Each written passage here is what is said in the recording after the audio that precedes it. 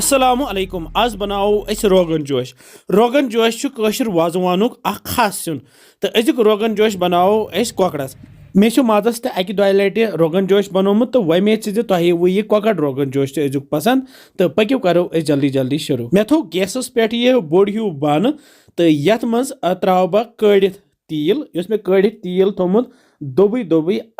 कवल तील गरम गस्ती त्राव यथ मज रुहन तो अदरक पेस्ट 2 बड़ चमच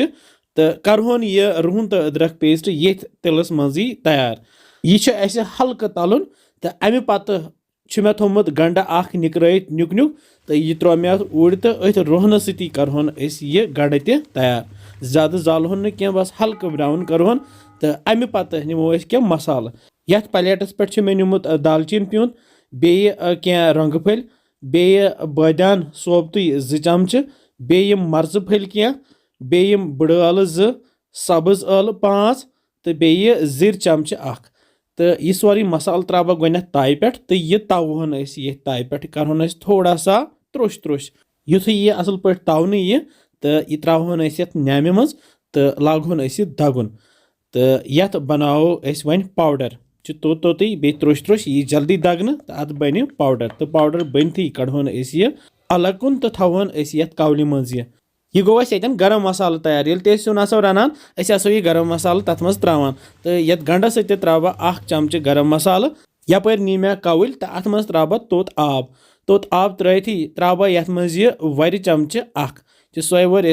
बनत थमज गोनथ अमिच रेसिपी मे तह सत शेयर कर्म यथ कवल मज त्राव पाउडर मसाल बह त्रवथ वजल मर्चवांगन पाउडर चमच 2 बादान पाउडर चमच 1 होक शोठ पाउडर चमच ओड़ बे त्रवस लित्र चमच ओड़ तो बे त्रवस यह चिकन मसाल पाउडर चमच 1 तो यम सारी मसाल त्राव ये कवल मजी तो रलावन ये वर सत यह करो यन मसाल पेस्ट तैयार।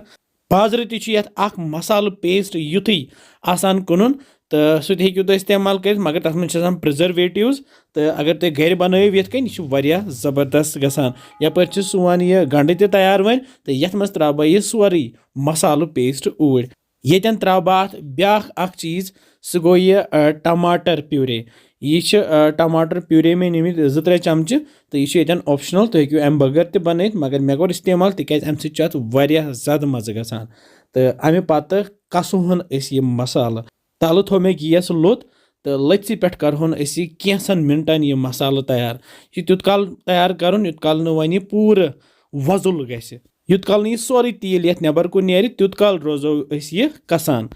मे बाजर ओनमुत कॉकड़ तो सह मे थोमुत छलित छुकित पत दुतमस लेदर आबस मज फकर पत छोलुम पत तोलुम यह बनोवुम वजुल तो वजुल कर त्रावो यह कॉकड़ ये मसाल सती तो यह त्रथ त्राव यह आब जग 1 ज्यादा आब त्रावस न बस यूता यह कॉकड़ रट तो अमे पत त्रावो नून चमच 1.5